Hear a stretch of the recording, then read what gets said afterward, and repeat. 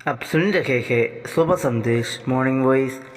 आप प्रभु का दास Nelson Thomas Mumbai से वजन से बांटा जाएगा। यीशु के साथ रहेंगे वहाँ, संतों के साथ रहेंगे वहाँ, फिर न होगा संताप और बेला, यीशु पहुँचेगा आंसू वहाँ।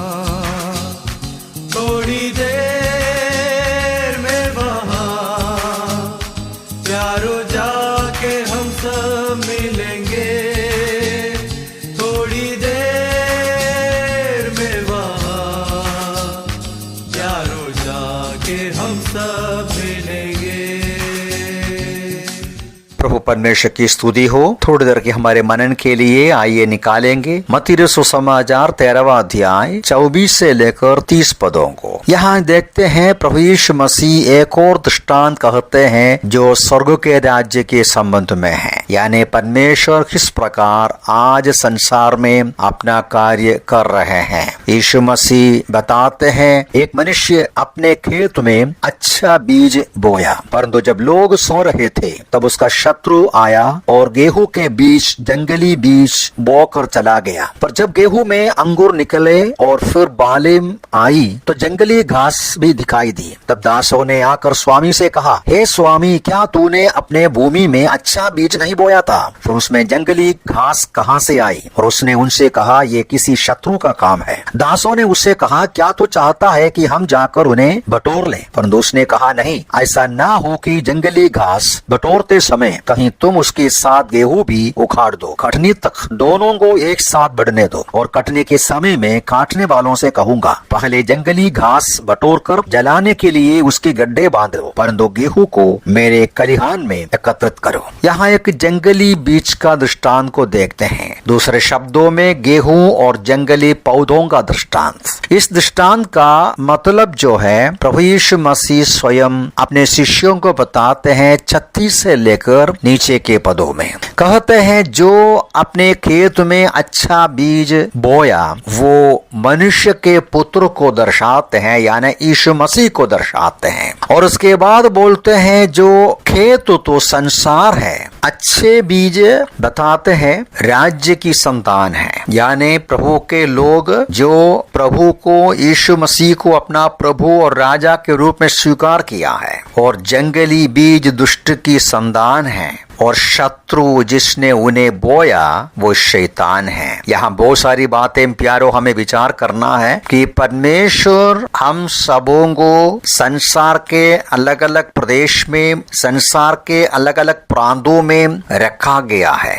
एक पौधे के समान रखा गया है। 15वां अध्याय का 13वां पद में पढ़ते हैं, परंतु उसने उत्तर दिया, प्रत्येक पौधा जिसे मेरे स्वर्गीय पिता ने नहीं लगाया उखाड़ दिया जाएगा। दूसरे शब्दों में आपको और मुझे संसार के अलग अलग कोने में एक पौधे के समान पिता परमेश्वर लगाया गया है, अच्छे बीज के रूप में, अच्छे पौधे के रूप में बढ़कर आए और अच्छा फल हम दे सके जो पिता के गुणों को प्रकट करते हैं। लेकिन यहाँ पढ़ते हैं इसके बीच में दुष्ट यानी शैतान, दुष्ट के संतानों को भी खड़ा किया है। ये कौन है? इसके बारे में हम वचन से ही हमें समझ सकते हैं। दुष्ट के संतान यानी शैतान के संतान अविश्वासी है। यूहन्ना का सुसमाचार का 8वां अध्याय में हम लोग पढ़ते हैं 8 का 44 में, तुम अपने पिता शैतान से हो, अपने पिता की लालसाओं को पूरा करना चाहते हो।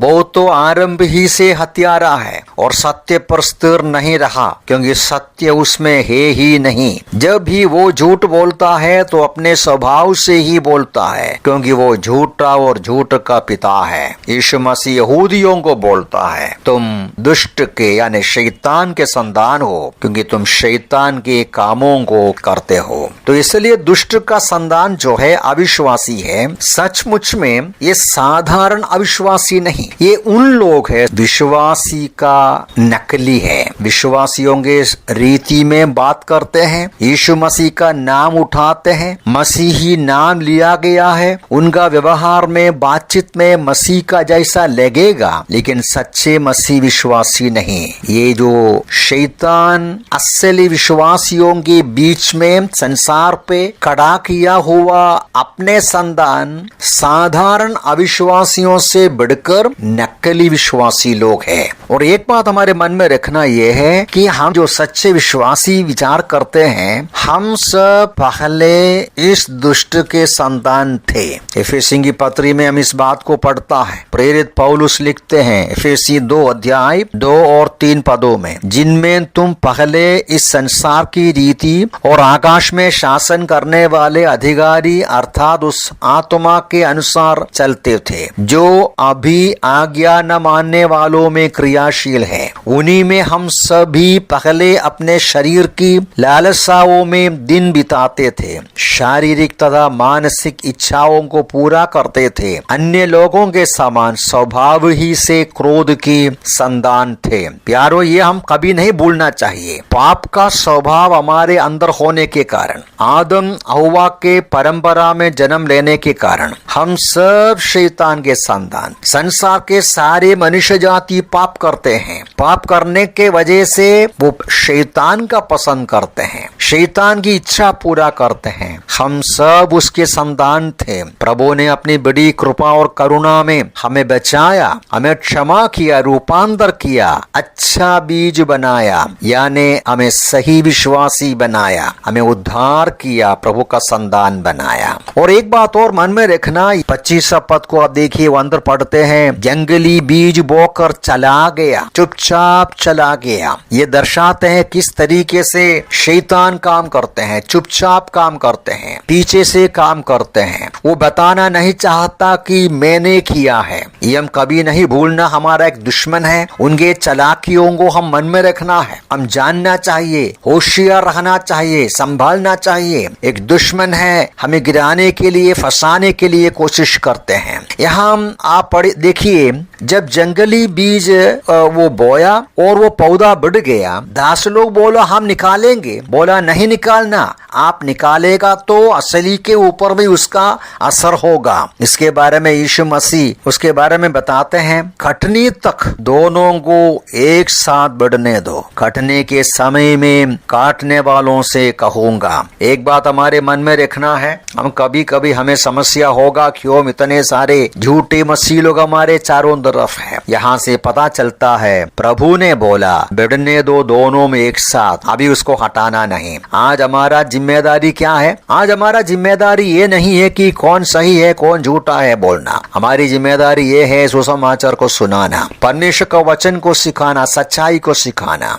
क्योंकि हमें आज पूरी रूप से ये मालूम नहीं पड़ेगा कौन सच्चा है कौन बुरा है, को प्रभु ही जानते हैं लोगों का अंतःकरण। इसलिए हमारी जिम्मेदारी हमें मिला हुआ जानकारी के आधार पर रहना और हमें मिला हुआ ज्योति पर चलना और परमेश्वर का वचन सिखाना। लेकिन अंतिम में यीशु मसीह बोलते हैं उसका 41वां पद में, मनुष्य का पुत्र अपने स्वर्ग के दूतों को भेजेगा जो उसके राज्य में से सब ठोकर के कारणों तथा कुकर्मियों को एकत्रित करेंगे, उन्हें आग के भट्टे में डालेंगे, वहां रोना और दांत पीसना होगा। देखिए यीशु ने क्या बोला दृष्टांत में, कटनी तक बढ़ने दो। कटनी दर्शाते हैं अंतिम दिन का दंड का समय। 40 पद में बोलते, जिस प्रकार जंगली घास बटोर कर आग में जला दी जाती है, उसी प्रकार युग के अंत में भी होगा। न्याय के समय क्या करेगा? उस दिन इस बात को मालूम पड़ेगा कौन सच्चा है कौन बुरा है। सभी झूठों का, सभी नकलियों का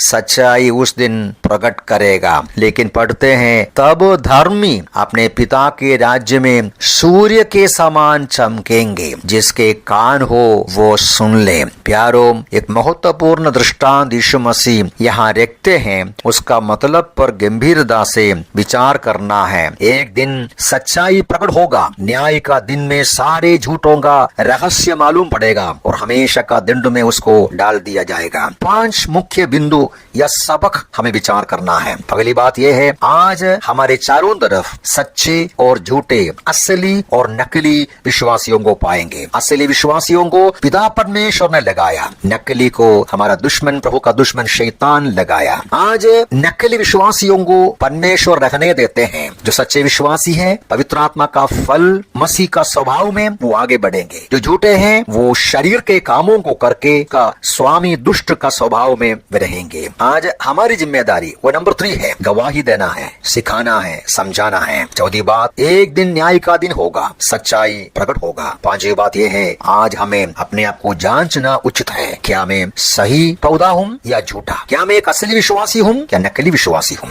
क्या पिता ने मुझे लगाया है या शैतान मुझे लगाया है? कैसा पहचान सकते हैं? क्या पिता का गुण, पिता का स्वभाव, पवित्र आत्मा का फल हमारे अंदर है या नहीं? क्या दुष्ट का स्वभाव हम दिखाते हैं या नहीं? यदि हम सही लोग हैं, असली विश्वासी है, तो क्या करना चाहिए? परमेश्वर की स्तुति करना चाहिए, क्योंकि हम भी अविश्वासी थे, हम भी उस दुष्ट के संतान थे। प्रभु ने बड़ी कृपा और करुणा में हमें बचाया।